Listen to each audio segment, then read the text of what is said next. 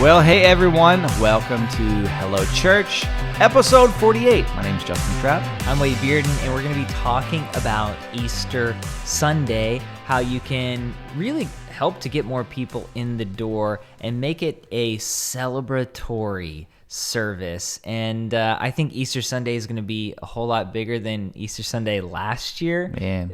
Justin, the world, things seem to be looking up. At least that's the optimist in me. So I think Easter Sunday will be a big event for a lot of churches. Yeah, so this is one of our Ideas podcast episodes, and I love these episodes that we do where we just sort of like throw out ideas, and hopefully something here sticks or it provides inspiration for you, or maybe you've had a similar idea. Maybe we didn't cover any of your ideas. We get a lot of great ideas, so post something that your church is doing in the comments. I'd love to add to this list. And it's a real informal list. Yeah. And here's something to remember too. Like we believe it's so important to celebrate the resurrection of Jesus. That's the most important thing. We don't want you to get cheesy or weird or salesman-y in your marketing, but we also think that it's important to utilize the creativity and imagination that God has given you to try to get more people to know about your church, because there are people who are looking to go to church and they just don't really know where to go. They have a certain perception of church. And so these ideas might kind of help you as you break the ice.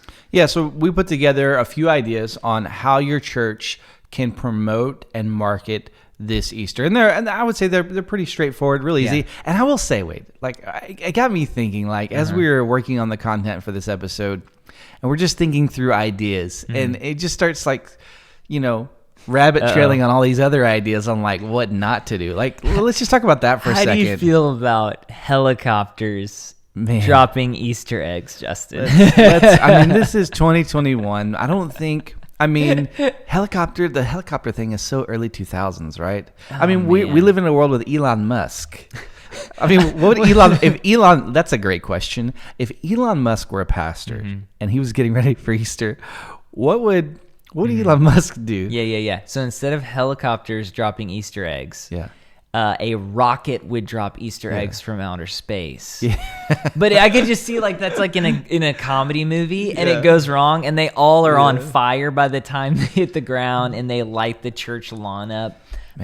Maybe don't do that this Easter. Maybe an Easter egg hunt on Mars. With a rover. You control the rover. And it takes 2 years to get the eggs back from space. Elon Musk is like really good at getting PR. So I imagine he would do something crazy like light the Easter bunny on fire with his flamethrowers that he built, at the Tesla factory. Or like trunk or treat, you open up the trunk. Yeah. Oh, because of the Teslas. Yeah, they don't have the trunks, right? They'd be like hood or treat. Hood or treat. Yeah. So, and they open up the front of it. Whenever people started doing those, I've never been a part of a helicopter drop service. I've heard about them. For the longest time, I thought that they attached little parachutes to each egg, because I was like, wait, okay. So if they drop them, they're going to crash. How does this work? And I just thought like little parachutes, which that could actually be kind of cool. It would take a lot of work, but little parachute eggs just kind of floats down. I don't know. Don't do the helicopter drop. Okay, so maybe we should get into some real ideas. But yeah, well, those are real ideas. And here's the other thing too. Like you've probably had a terrible marketing idea that you've had, or maybe you've done something that's not a great idea. Yeah. Let's avoid some of the Easter catastrophes from a marketing perspective. When in doubt, if you have to ask other people if it's a crazy idea, it's probably a crazy idea. Like some churches do bake sales. Like this year, let's not make a point of emphasis on rising dough for the Easter bake sale. Well, okay, so we do have some real ideas for all of y'all. Y'all get it, right? Rising dough? Yeah, you get it. Yeah. Well, what you could do is you could do Easter egg hunt, don't put anything in the eggs, and when the kids come back, you'd be like, it's like the tomb. Yeah, the tomb is empty. They'll never forget it. Oh, they will never forgive you either.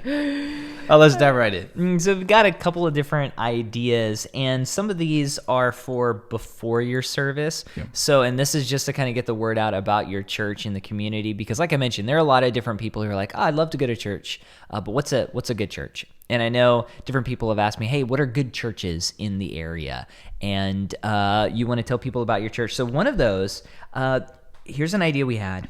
You could create Easter egg baskets with your church branding or maybe directions or website on the Easter egg basket. And then you can either drop those off in the neighborhood kind of around your church, or you could just put a thing out in the community. It's like, hey, free Easter eggs with the eggs baskets. Just come by our church on, maybe the Saturday. Yeah, I mean, we know this year is still an adjustment for our society, and as we sort of move back towards the way that things were a few years ago, I still think some people are apprehensive about coming to a large Easter festival. Yeah. So maybe your church does do an Easter festival. What about all the people, though, that are a little apprehensive about that, or maybe are unable to come? You can make those baskets available and deliver those. Give those out into to the different neighborhoods near your community. I think that'd be a really nice touch. And you're not getting crazy, right? It's not like a massive like prize basket. It could be a small basket with a little candy, a little postcard, right? A handwritten note would go a long way. Plastic eggs.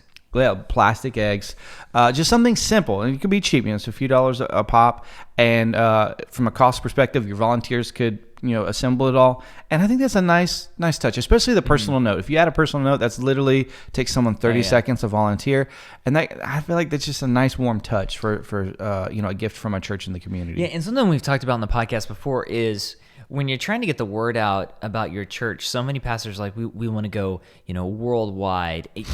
I think it's so important just to focus on the neighborhoods around your church. So if you're passing out baskets, or maybe you're saying, hey, you can come pick them up from our church, you're really focusing on just those kind of streets around your actual building. And I think that that's going to be the strongest for you as a church in your marketing.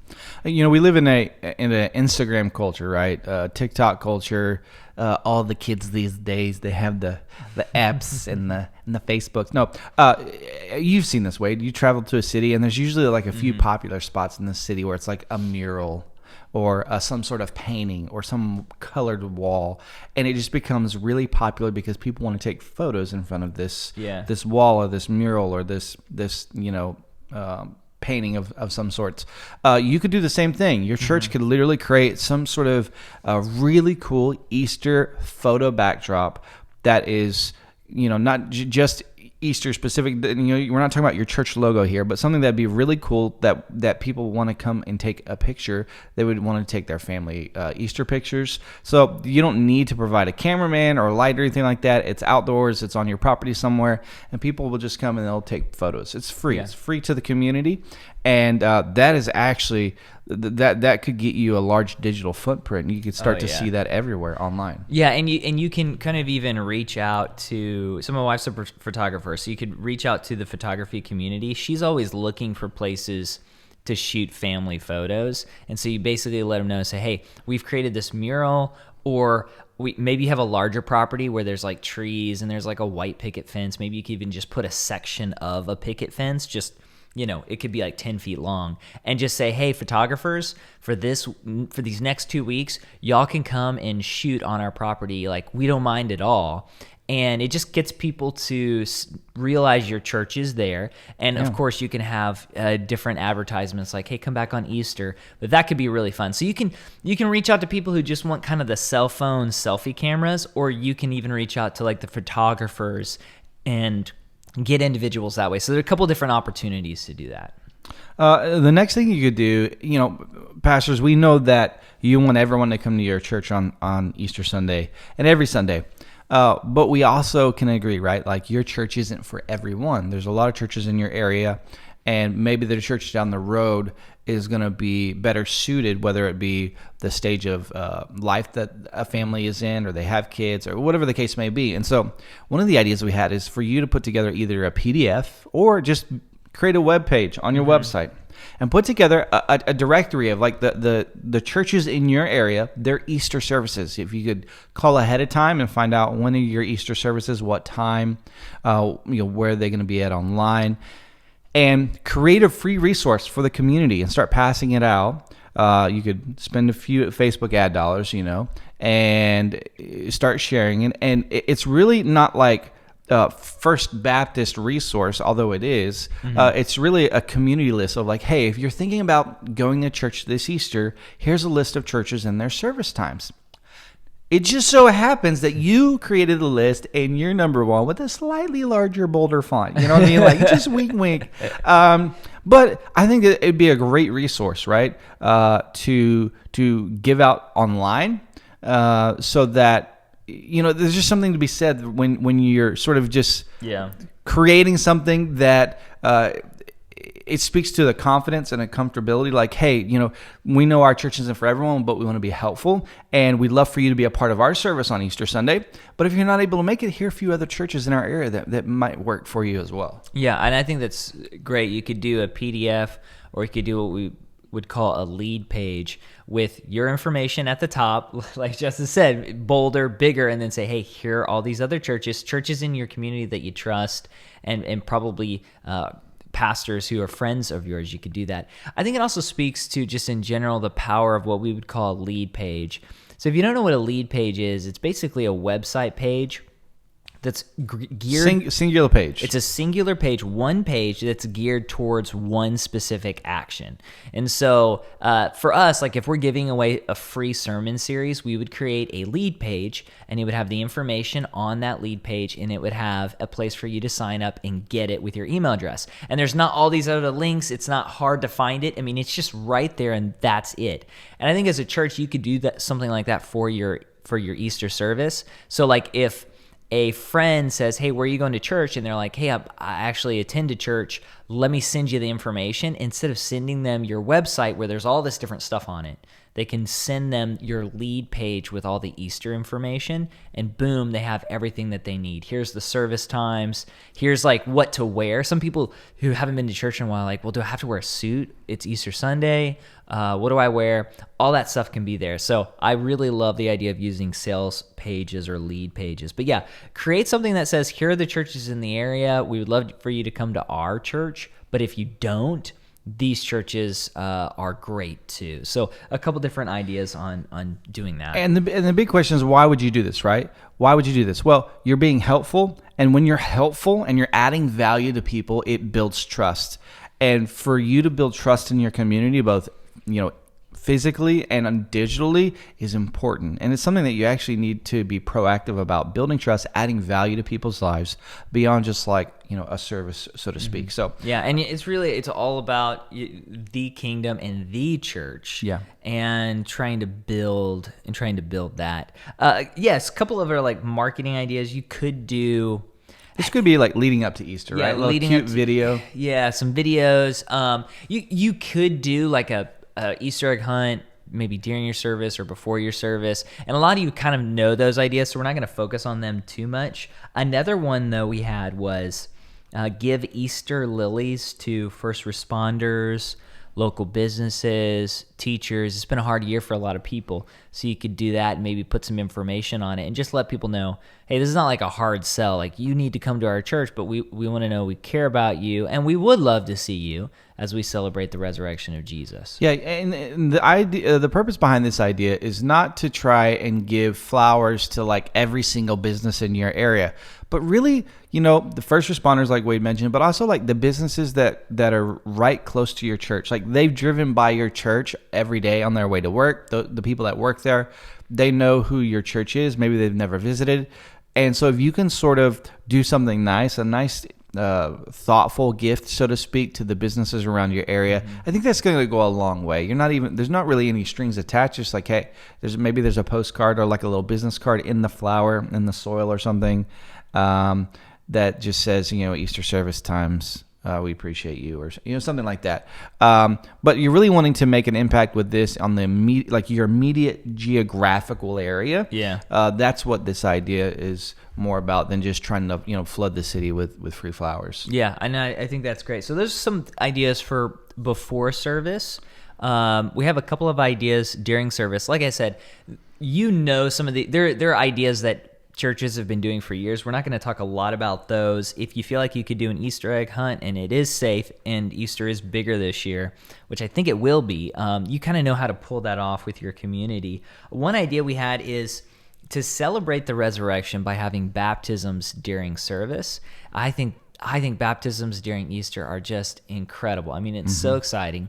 And then when you do that, make sure you give the people who are being baptized information to invite their friends and family. So a lot of people want their friends and family, even people who don't attend church, to come see them be baptized. Make sure you have some resources for that. Maybe instead of giving just the person baptized a t-shirt, you give them a t-shirt that says something like "I've decided," and then the whole family gets a t-shirt that says something She decided. else. Yeah. But like Easter Sunday or your church, so that you can all kind of wear it together.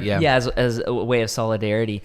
So find those ideas, because what you're doing is you're celebrating this incredible baptism moment, and you're also including it and making it a family and friend ordeal. Anytime you have a personal event or an event, it's a lot easier to invite someone to church, right? It is, yeah. It's just it's something official that's happening, and getting baptized is a big deal, and it should be. And a lot of times, even if they're not saved or they haven't been in church for a long time, if you're getting baptized or you have someone in your church who's getting baptized and they invite their family and friends, most times they're going to get people to show up. And you know what? That's a great opportunity for them to hear the gospel message in the end. And so we're for that, and we're for leveraging this opportunity. So make sure you make the most of this. Have them prepared, equipped with the right materials so that they have all the details. So nothing gets lost in translation when they're just sending invites. And like Wade said, if you could do something to commemorate the event or the moment, that'd be great as well. And again, none of these ideas are like Elon Musk worthy. We're not raising funds in cryptocurrencies for our Easter offering. Yeah. So that's another one. He would accept Bitcoin for offering. Yeah, Dogecoin, the new thing, right? But hopefully some of these ideas are helpful as you are ramping up your efforts this Easter. And I will say this way, and this is probably an episode for another day, right? Okay. I'll say this. Naturally speaking, you're going to have more people show up on Easter. I think it is equally important that you consider what is taking place the week after Easter. How do you make a bridge from Easter Sunday to the following Sunday? And I would say if you had, let's just say your budget is $1,000 for Easter this year, I would say commit $500 to Easter Sunday and $500 to the following Sunday. Put efforts and resources and personnel into making a bridge between those two Sundays, because if you can get people to come back, that is the key, and that's the important part. So make sure that as you're planning Easter, you're planning for the Sunday or weekend after Easter. Yeah, you're thinking about discipleship. You're thinking about how to get those individuals maybe to visit a small group. Those are really important points. One other idea we had is, a lot of stuff's gone on. A lot of people have lost friends and family members this year. Maybe create some sort of bulletin board in the lobby or on the front of the stage where people can put photos of the individuals they've lost, and then maybe during the service you have people write down difficulties they've experienced this year, and they kind of place them up there, and that can be a way to talk about the new life or the hope of the resurrection. And that could be a good moment to acknowledge things that have happened in the past and then celebrate the resurrection of Jesus and what that means for us today. Yeah. Maybe we didn't cover an idea. We'd love to hear from you. So maybe you've done it in the past or something that you're planning to do this year and you're watching on YouTube. Put in the comments below what your church is doing. We'd love to hear from you guys. I'm sure everyone else that is reading the comments would benefit from seeing what other churches around the country and around the world are doing. And so we definitely would ask you to do that. And then next episode, we're talking about how to preach in person to an in-person audience and an online audience at the same time. Yeah. It's a lot tougher than people think. It's a lot tougher, and that's going to help you too when you think about Easter. As you think about that big Sunday, and really, I think every Sunday going forward, the world's kind of changed for churches, even when we kind of get back to normal. So I'm excited to talk about that next week. Yep. Hey, we'll see you next time. Thanks so much for joining Hello Church. I'm Justin Trapp. I'm Wade Bearden. We'll see you later.